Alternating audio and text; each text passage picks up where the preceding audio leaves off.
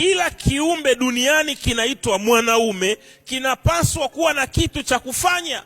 Ni kosa mwanaume kutokuwa na kitu cha kufanya. Ni kosa mwanaume kutokuwa na project ya kufanya. Ni kosa mwanaume kutokuwa na shughuli ya kufanya. Ni kosa mwanaume, unakuta wanaume eti amelala ndani anaangalia movie mwaka wa 4 huu. Mwanaume, ndio maana siku hizi tunapungua. Wenzetu wana left magroup, wanaanza kutafunwa, wanapaka lotion, wanakuwa wadada, wanaliwa mwisho wa siku. Tafanyaje? Ongezeko la mashoga? Hapana, watu hawataki kufanya majukumu yao.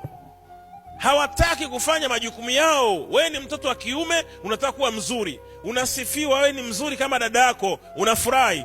Mwanaume asifiwi kwa sura. Mwanaume anasifiwa kwa mambo mawili: kulinda bustani ya Eden na kuitunza, kulima na kutunza. Mwanaume anasifiwa kazi. Mwanaume asifiwi eti ni handsome.